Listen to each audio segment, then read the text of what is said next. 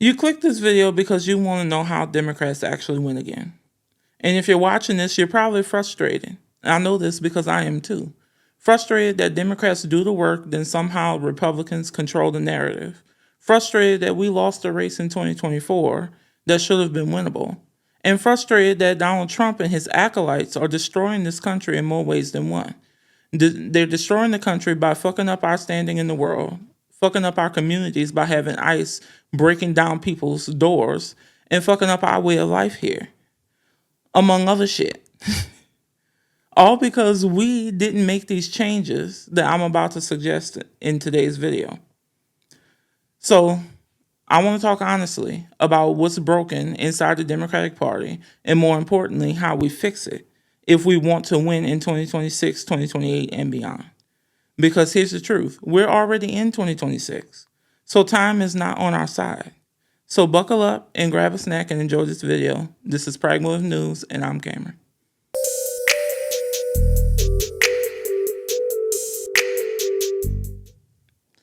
So before Democrats can win, we have to be real about the problems. First, we're divided. We spend more time tearing each other apart rather than fighting Republicans. Just look at Bowen Yang and Matt Rogers, who is saying don't donate to Jasmine Crockett. Check this out. So even though the Trump administration is destroying this country, of course, Keith Edwards is focused on Jasmine Crockett. Why are we surprised? Now, what he did was repost this clip from a podcast that Matt Rogers and Bowen Yang do. It's some podcast that they do. I think they're from SNL or whatever, right? So in these two clips in particular, they're disparaging Jasmine Crockett, talking about like, oh, she shouldn't win. And then they give credit to Tallarico, but don't even know who Tallarico is. Let's just go ahead and look at the clips, you guys. Here we go. Anytime a politician is making it too obviously about themselves, I'm already done. We're out. Don't waste your money sending to Jasmine Crockett. Do not do it. I must agree. Don't do it. You're going to waste your money. Anytime a politician is making it too obviously about themselves, you're going to waste your money. I'm going to play the second clip for you guys too. Hold on. Let's see, in Texas, you guys. Like, if let me just qualify the Jasmine Crockett thing.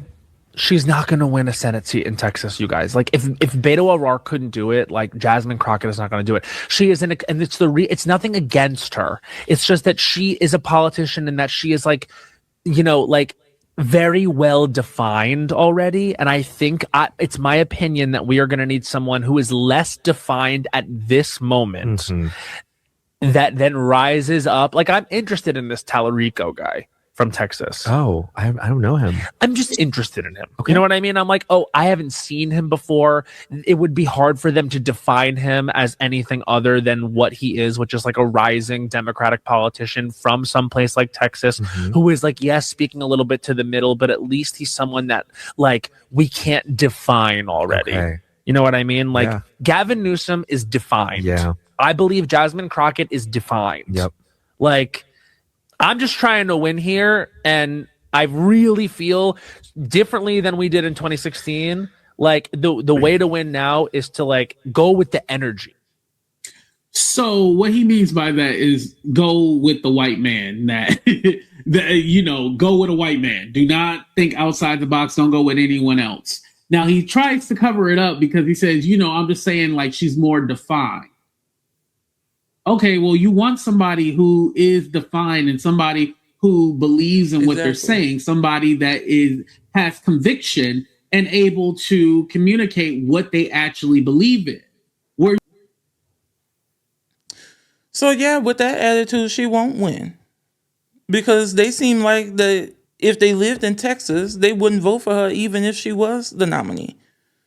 And I find it crazy how everyone loved Jasmine Crockett when she was in the place they wanted her in.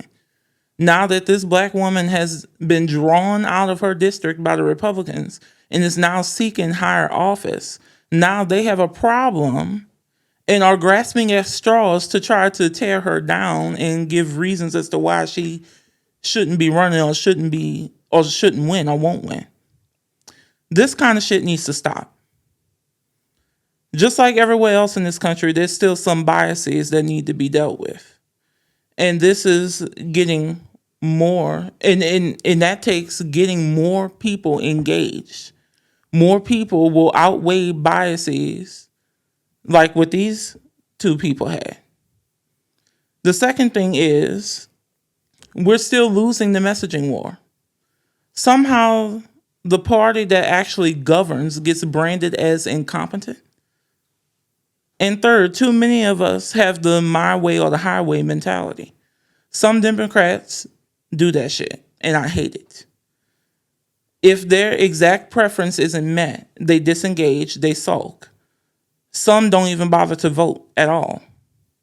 We can't win if we don't rally behind whoever is the nominee for every single race across this country. And finally, we do things half-cocked. We push policies without thinking through the cultural, economic, and political fallout or how to sell them. Here's the wild part. A lot of what Democrats support already is actually popular. We just don't package it right, and we don't fight hard enough to defend it. And we let the Republicans control the narrative around it. So how can we fix it? First, we need to start touting our accomplishments loudly, proudly. Democrats clean up Republican messes every single time. Every time. Reagan and Bush had 12 years in office and fucked up a lot of shit before Bill Clinton came and fixed it, only to hand it over to George W. Bush, who proceeded to fuck the country up again and then gave it to Barack Obama, who spent 8 years trying to fix it with the country and the Republicans fighting him at every turn. And he was still largely successful, only for the country to elect Donald Trump, who fucked up in a record 4 short years, which made people elect Joe Biden. Then they lost interest in just 4 years because nothing changed, because the people didn't give the Democrats enough of a majority in the House and the Senate, nor did they give Joe Biden enough time to fix it. So they put Trump back in, and here the fuck we are. We need to say that out loud and explain why things stall. A president can't do anything without the House and the Senate, especially when Republicans do nothing but obstruct, complain, and offer zero solutions. That's how you win the messaging war, by telling the truth clearly and repeatedly. Second, we stop attacking each other publicly. If you like James Tallarico more than Jasmine Crockett, then say that. But don't tear Jasmine Crockett down to lift Tallarico up. She absolutely can win the Texas Senate race. It's just going to take us not tearing her down, and it's going to take half the people who vote for her and the other half that vote for Tallarico to rally behind whoever is the nominee. And then that person will win, whether it's Tallarico or Crockett. It don't matter. Just vote for them in the general election.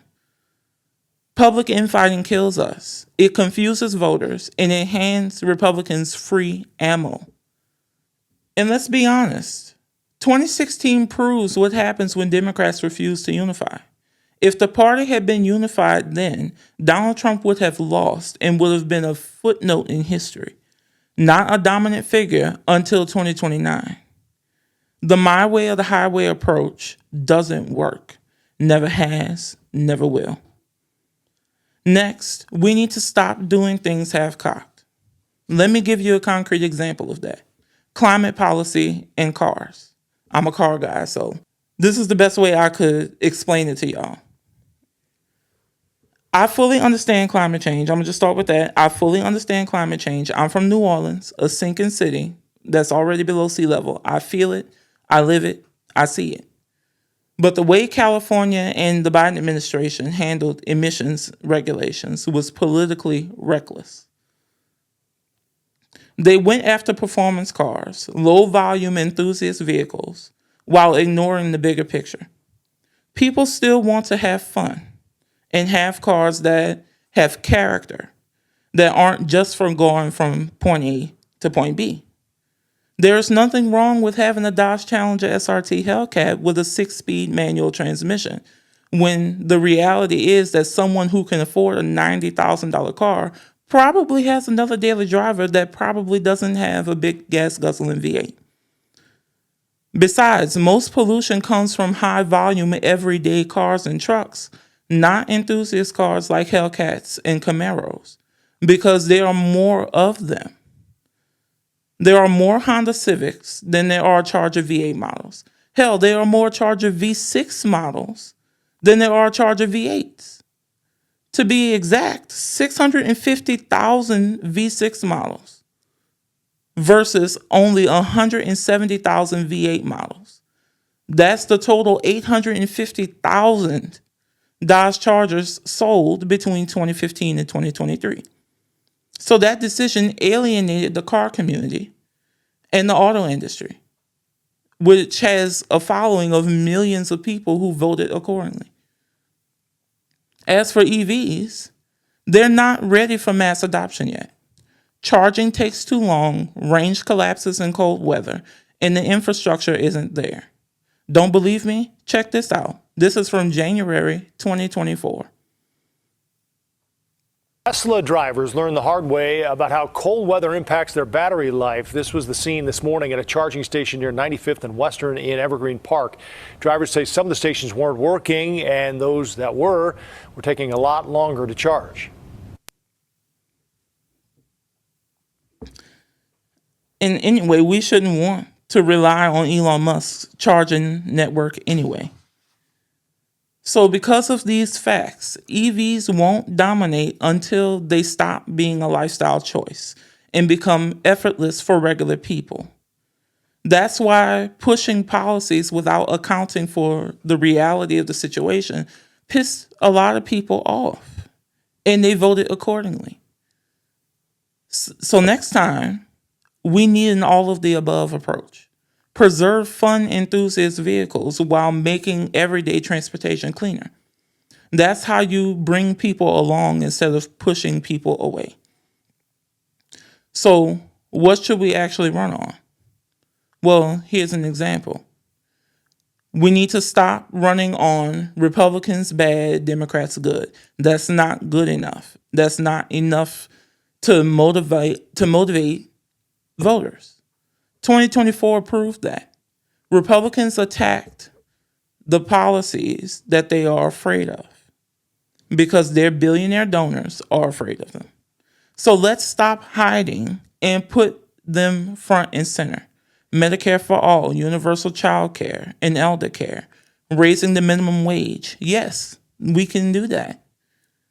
It should be at least $15, but I personally believe that it should be at least $25. And with the right messaging, these policies will win. Let the American people decide at the ballot box. If Democrats want to win in 2026, 2028, and beyond, we have to unite instead of self-destructing. Win the messaging war with clarity and confidence. Stop doing things half-cocked and run on our policies, not just against the Republicans. We don't need to change our values. We need to change how we fight for them. That's just my 2 cents, y'all.